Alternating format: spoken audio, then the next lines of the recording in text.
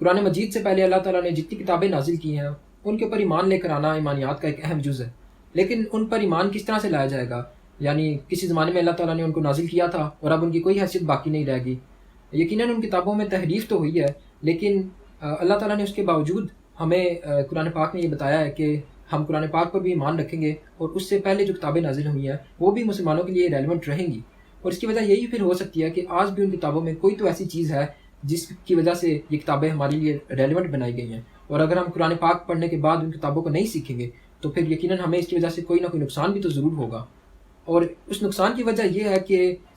Bible جو ہے وہ کوئی عام کتاب نہیں ہے، یہ جو ویسٹرن سویلائزیشن ہے اس کا ایک فاؤنڈیشنل ڈاکیومنٹ تھا۔ یعنی وہاں جو ویسٹ کے جتنے بھی فلسفے لکھے گئے تھے، جو بھی ان کے تھنکرس تھے، یا تو وہ بائبل کی تائید میں اپنا فلسفہ لکھتے تھے یا اس کے رد میں اپنا یہ لوگ فلسفہ لکھا کرتے تھے۔ یعنی بائبل کا امپرنٹ ایک طرح سے پوری دنیا میں اس کی پوری سویلائزیشن ہے اس پہ دیکھا جا سکتا ہے، اور چونکہ یہی لوگ دنیا کے سپر پاور بھی ہیں اس لیے ان کا انفلوئنس پھر پوری دنیا پہ پھیل جاتا ہے۔ اس لیے جو دنیا کا نظام ہے، جو ورلڈ آرڈر ہے، اس کو سمجھنے کے لیے تو بائبل کو سمجھنا ضروری ہو جاتا ہے۔ اور اس کی دوسری وجہ یہ ہے کہ جو جوڈیو کرسچن سائیکالوجی ہے اس کو سمجھنے کے لیے بھی ہمیں بائبل بہت مدد کر سکتی ہے، کیونکہ جیسے امریکہ کے جو ایونجیلیکل کرسچنز ہیں، یہ وہ لوگ ہوتے ہیں جو بائبل کے اوپر اندھا ایمان رکھتے ہیں۔ یہ سمجھتے ہیں کہ بائبل میں جو لکھا ہے وہ حرف بہ حرف سچ ہے۔ یعنی جیسے بائبل میں لکھا ہے کہ دنیا 10,000 سال پہلے بنی ہے، تو سائنس جو مرضی کہے وہ لوگ یہی مانیں گے کہ دنیا 10,000 سال پہلے ہی بنائی گئی تھی۔ یا پھر اگر بائبل میں کوئی اینڈ ٹائم کی پروفیسیز لکھی ہیں تو یہ لوگ یہی سمجھتے ہیں کہ یہ واقعی دنیا میں ہوئیں گی، اور اپنا فرض بھی یہ لوگ سمجھتے ہیں کہ ان پروفیسیز کو دنیا میں سچ کر دکھانا یہ ان لوگوں کا کام ہے۔ اور یہی وہ ایونجیلیکل کرسچن ہے جو امریکہ کی ایک بہت اسٹرانگ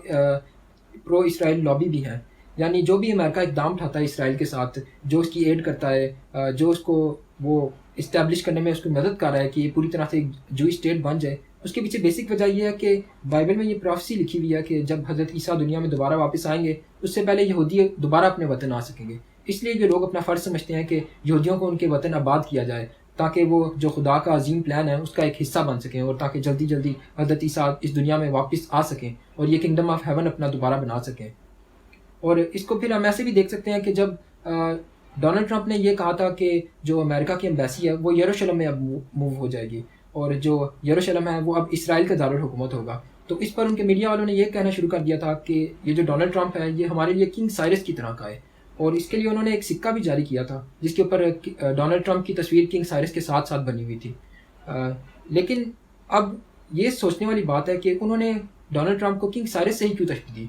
اب مسلمانوں کے لیے یہ سمجھنا تھوڑا مشکل ہے، کیونکہ نہ ہمیں کنگ سائرس کا پتہ ہے، نہ ہمیں یہ پتہ ہے کہ بائبل کی کون سی کتاب میں کنگ سائرس کا ذکر ہے۔ جو کنگ سائرس ہے اس کا ذکر بک آف ڈینیل میں آتا ہے، اور بک آف ڈینیل وہ کتاب ہے جس میں مسیح کے آنے کی ساری پروفیسیز لکھی ہوئی ہیں۔ یعنی اس میں لکھا ہوا ہے، وہ پورا روڈ میپ لکھا ہوا ہے کہ کیا کیا دنیا میں ہوگا تو مسیح دنیا میں آ سکے گا۔ اس لیے جس زمانے میں یہ بک آف ڈینیل لکھی گئی تھی اس زمانے میں یہودیوں کی یہی سائیکالوجی تھی کہ وہ شدت سے آنے والے مسیح کا انتظار کر رہے تھے، اور آج جب وہ یہ لوگ کہہ رہے ہیں کہ ڈونلڈ ٹرمپ ہمارے لیے کنگ سائرس ہے، مطلب وہ اس بات کا اشارہ دے رہے ہیں مطلب وہ اس بات کا ہمیں بتانا چاہ رہے ہیں کہ دنیا میں وہی ایونٹس دوبارہ ہو رہے ہیں، ہسٹری دوبارہ اپنے آپ کو ریپیٹ کر رہی ہے، ہم اسی طرح اپنے مسیح کا انتظار کر رہے ہیں۔ اور جو ڈونلڈ ٹرمپ نے یہ قدم اٹھایا ہے کہ یروشلم کو اس نے اسرائیل کا دارالحکومت بنا دیا ہے، یہ بھی ایک قسم کی بائبل کی پروفیسی ہی پوری ہوئی ہے، اس لیے ان لوگوں نے وہ ڈونلڈ ٹرمپ کو سائرس دا گریٹ کہا۔ اس کے علاوہ یہی ایونجیلیکل کرسچن جب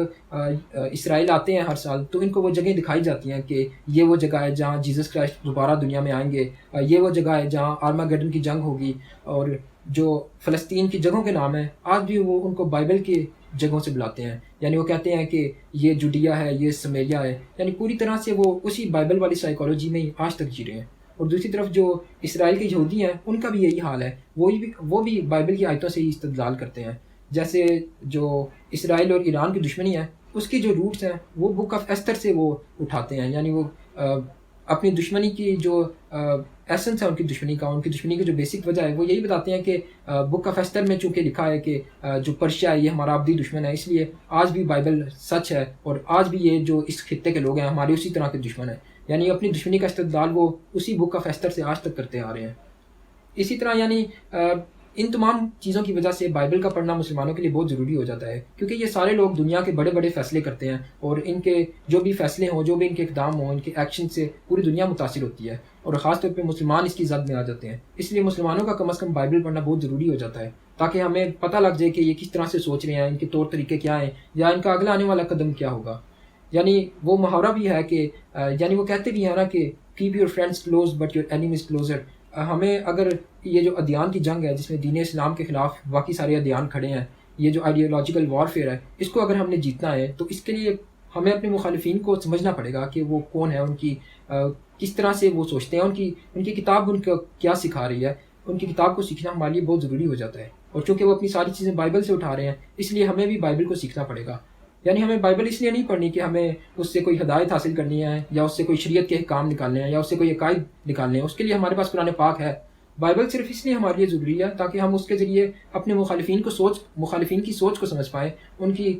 جو تھنکنگ ہے، اس کا جو ایسنس ہے، اس تک ہم پہنچ پائیں، تاکہ جو مسلمان آج دنیا میں پسپائی کا شکار ہیں اس سے ہم نکل سکیں، اور ہمیں پتہ ہو کہ یہ جو دنیا کا نظام ہے اس میں مسلمانوں کو آخر کرنا کیا ہے، اور ان کے ساتھ جو کچھ ہو رہا ہے یہ کس وجہ سے ہو رہا ہے۔ اس لیے یہ کہا جا سکتا ہے کہ مسلمانوں کے لیے قرآن پاک کے پڑھنے کے ساتھ ساتھ، قرآن پاک سیکھنے کے ساتھ ساتھ ان کتابوں کا پڑھنا، خاص طور پہ بائبل کا پڑھنا تو بہت ضروری ہو جاتا ہے۔